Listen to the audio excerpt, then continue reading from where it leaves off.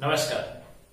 Standard 10 chapter number 8 introduction to trigonometry exercise number 8.1 in that question number 3। Friends, identities के ratio find out करने की trick Pandit Badri Prasad Hari Hari बोल वो हमको पता है। अभी क्वेश्चन नंबर 3 में देखते हैं। If sine a is equal to 3/4 calculate cos a and tan a। अगर साइन a की वैल्यू 3/4 हो तो cos a and tan a की वैल्यू फाइंड आउट कर।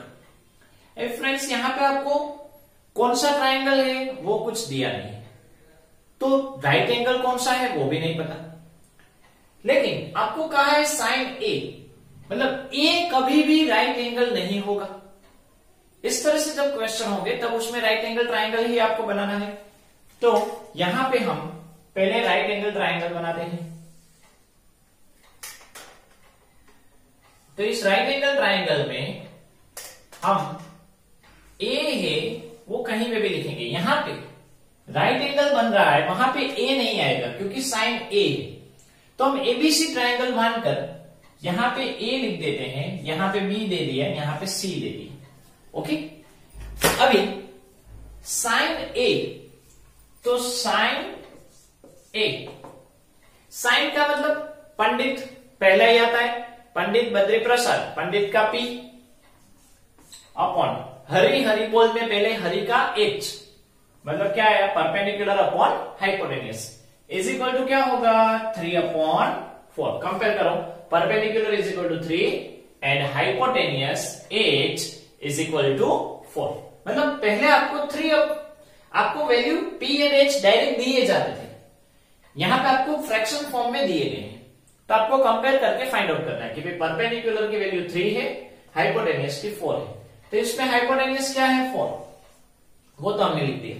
अभी साइन a मतलब व्यू पॉइंट हुआ a के लिए परपेंडिकुलर कौन हुई, तो a जहां पे भी बना रहा है वो तो उसका बेस कहलाएगा। a एंगल हाइपोटेन्यूस को छोड़कर कहां पे बन रहा है ab पर, तो ये उसका बेस कहलाएगा।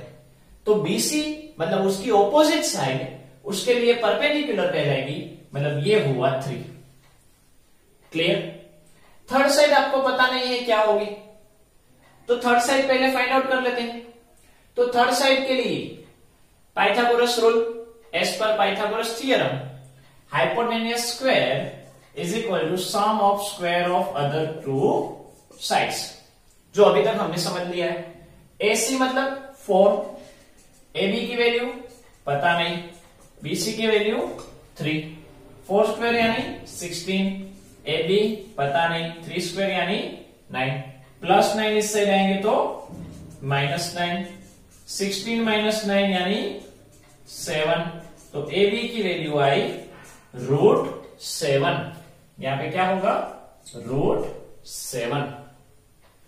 7 का स्क्वायर रूट नहीं निकल जाए तो √7 रख दो। नेक्स्ट है calculate cos A and tan A।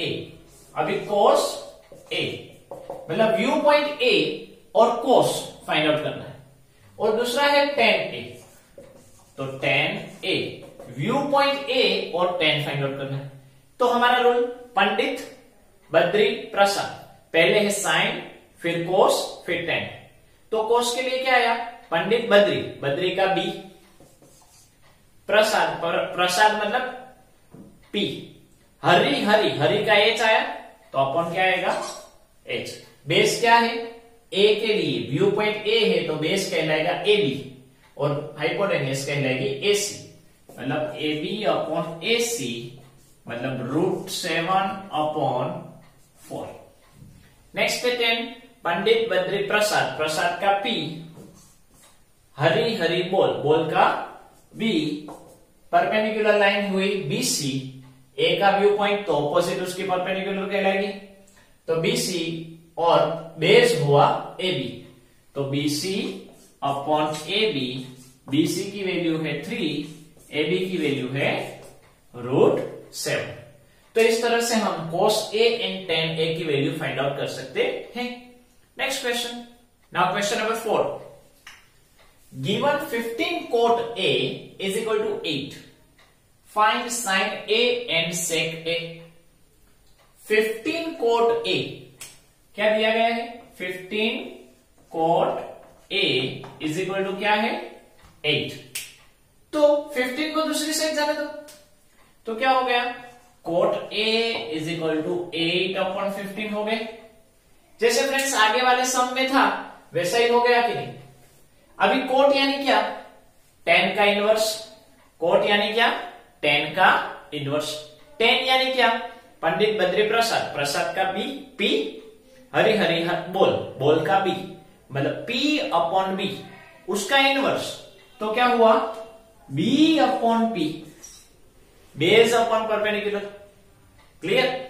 फिर से कोट यानी 10 का इनवर्स, तो 10 यानी क्या पंडित बद्री प्रसाद, प्रसाद का P लिखो, हरि हरि बोल, बोल का B लिखो, मतलब P/B। अभी उसका इनवर्स कर दो तो B/P, बेस अपॉन परपेंडिकुलर। तो कोट में बेस की वैल्यू आई 8, परपेंडिकुलर की वैल्यू आई 15 और व्यू पॉइंट हुआ A। क्लियर। ओके। अभी हम जैसे हमने आगे ट्रायंगल बनाया था वैसे ही ट्रायंगल बनाएंगे, क्योंकि यहां पे आपको ट्रायंगल नहीं दिया गया है। तो जैसे आगे था वैसे ही सब कुछ same to same, no change. जैसे हमने उसके पहले किया था, यहां पे ए बी सी, ये आपका राइट एंगल, तो इसमें व्यू पॉइंट ए है, तो व्यू पॉइंट ए के लिए बेस क्या है 8, तो ए के बेस कहां बना रहा है यहां पे ए बी पर, मतलब 8, और उसकी ऑपोजिट साइड परपेंडिकुलर कहलाएगी, परपेंडिकुलर क्या है 15। अरे फ्रेंड्स देखो आइडेंटिटी कोई भी हो, फंक्शन कोई भी हो, साइन हो, कोस हो, टेन हो, कोट हो, लेकिन बेस और परपेंडिकुलर तो वही रहेगा। व्यू पॉइंट इंपॉर्टेंट है, व्यू पॉइंट ए है तो उसके मुताबिक बेस एंड परपेंडिकुलर डिसाइड होगा, और अगर व्यू पॉइंट यहां पे सी पर होता तो उसके मुताबिक हम आगे बढ़ते। अभी 8 एंड 15, थर्ड साइड तो आपको पता नहीं है, थर्ड साइड आपको पता नहीं है, तो यहां पे हमको साइन ए में हाइपोटेन्यूस चाहिए होगा, मतलब ये थर्ड साइड कंपल्सरी आपको फाइंड आउट करनी है। तो अभी आप अपने आप सोल्व करो, पाइथागोरस का रूल यूज करो और अपने आप थर्ड साइड फाइंड आउट करो। आपका आंसर कुछ इस तरह से आएगा 17 सेंटीमीटर, 17 सॉरी, क्योंकि यहाँ पे सेंटीमीटर कहीं पे भी है नहीं तो हम सेंटीमीटर नहीं बोलेंगे, 17। आपको वो स्टेप लिखने हैं, लेकिन मैं यहाँ पे डायरेक्ट लिख रहा हूं, पाइथागोरस का रूल यूज करके यहाँ पे आपको मिलेगा 17। अभी पहला है साइन ए, साइन ए यानी पंडित मतलब P, और डिनोमिनेटर में हरि हरि बोल का H, तो इसमें परपेंडिकुलर व्यू पॉइंट A है, तो A के मुताबिक परपेंडिकुलर क्या हुआ BC, और हाइपोटेन्यूस क्या है AC, तो क्या होगा 15/17। उसी तरह से सेक A, तो सेक यानी क्या कोस का इनवर्स, कोस यानी क्या पंडित बद्री, बद्री का B, और हरि हरि, हरि का H, मतलब B/H उसका इनवर्स, तो क्या होगा H/B, मतलब हाइपोटेनियस अपॉन बेस, हाइपोटेनियस से AC, बेस है AB, तो AC/AB मतलब हुआ 17/8। फिर से हम देख ले सेक यानी क्या होता है 1/cos, कोस का इनवर्स, तो 1/, कोस यानी क्या होता है पंडित बद्री, बद्री का B, हरि हरि, हरि का H। अभी डिनोमिनेटर का डिनोमिनेटर कहां जाता है न्यूमरेटर में, मतलब ऊपर चला जाएगा, तो इस तरह से होगा। यहां पे अभी इतना समझने के बाद हम डायरेक्टली वो मोड पर भी आ सकते हैं कि साइन एंड कोस या सेक एंड कोसेक, उस चार आइडेंटिटी में, चार फंक्शन में डिनोमिनेटर में एवरी टाइम हाइपोटेनियस ही आता है, एवरी टाइम H ही आता है, मतलब उसमें हाइपोटेनियस का यूज होता है। सेक और कोसेक में H ऊपर आएगा, साइन एंड कोस में H नीचे आएगा, बट उसमें हाइपोटेनियस आता है। Clear. Next question, now next question, question number 5। Given sec theta is equal to 13/12, calculate all other trigonometric ratios. यहां पे आपको सेक थीटा की वैल्यू दी गई है 13/12। तो sec theta is equal to 13/12। तो फ्रेंड्स सेक यानी कोस का इनवर्स, मतलब 1/cos थीटा, कोस का इनवर्स। मतलब क्या हुआ कि अगर हम इन दोनों को इनवर्स कर दे तो 1/cos को सिर्फ cos थीटा लिख दे तो 13/12 क्या बन जाएंगे 12/13। तो cos थीटा की वैल्यू मिली 12/13। मतलब क्या हुआ कि cos theta is equal to 12/13। अभी आप सोचो, पंडित बद्री का बी, हरि का एच, बद्री का बी और हरि का एच। और अभी हमने समझा था कि भाई कोस हो या साइन हो, डिनोमिनेटर में क्या आता है एच, न्यूमरेटर में क्या आता है वही हमको चेक करना है। तो बी आया, मतलब बेस की वैल्यू हुआ 12, एच हाइपोटेन्यूस हुआ 13। ट्रायंगल ड्रॉ करेंगे।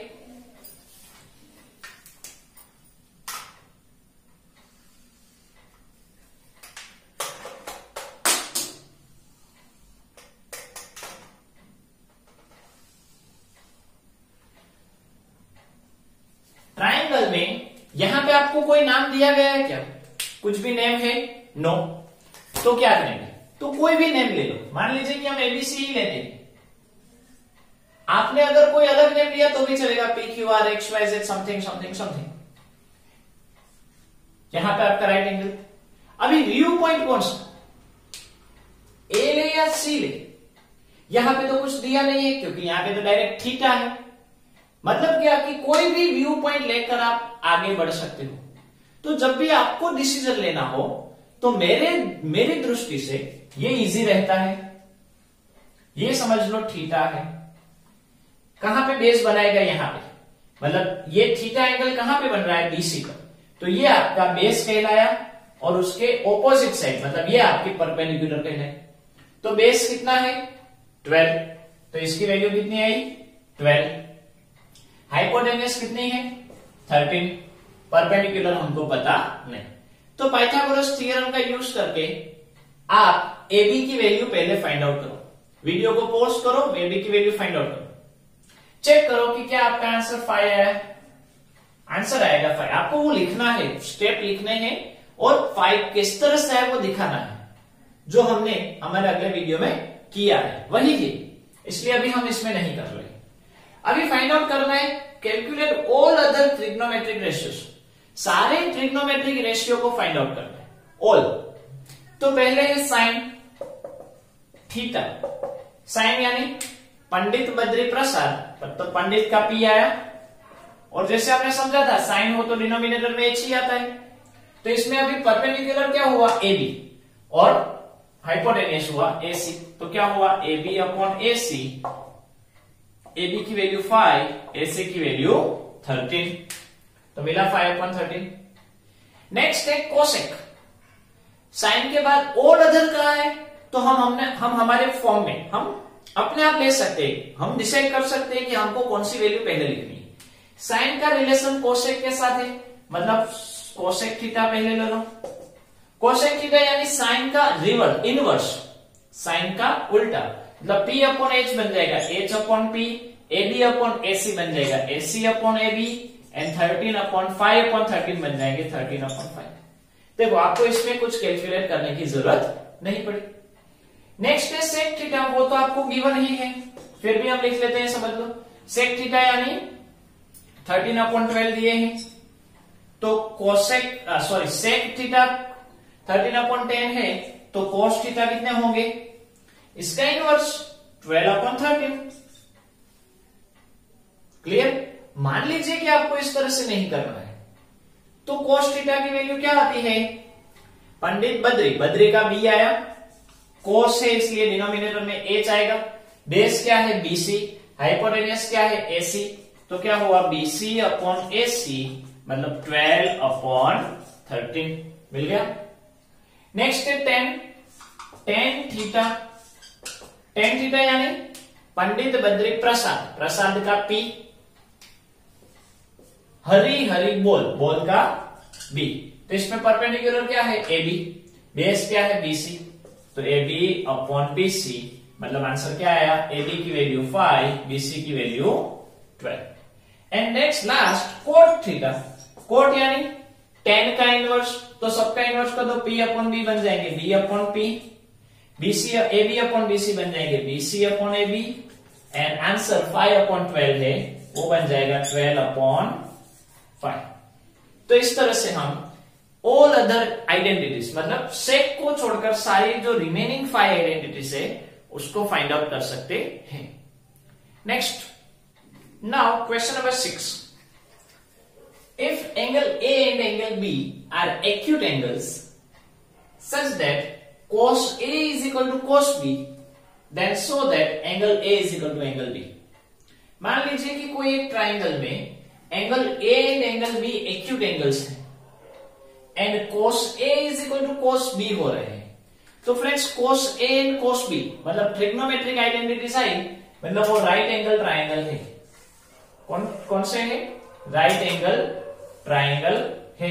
अब इस राइट एंगल ट्राइंगल में A एंड B वो दोनों एक्यूट एंगल है, तो ये तो 90 डिग्री हुआ, ओके। तो रिमेनिंग दो जो है वही एक्यूट एंगल होते हैं, तो किसी एक को A दे दो, किसी एक को B दे दो।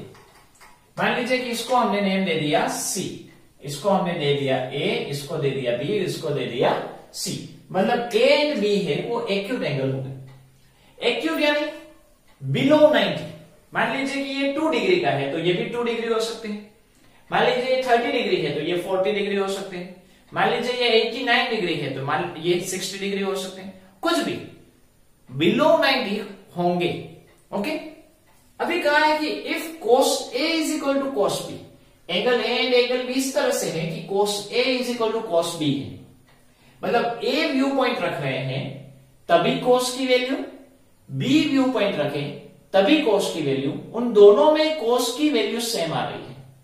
तो पहले हम देखते हैं कि cos A में क्या आता है, किसमें, cos A में क्या आता है। cos A मतलब व्यू पॉइंट हुआ A, तो cos यानी पंडित बद्री, बद्री का B, और डिनोमिनेटर में तो हाइपोटेनियस ही आता है।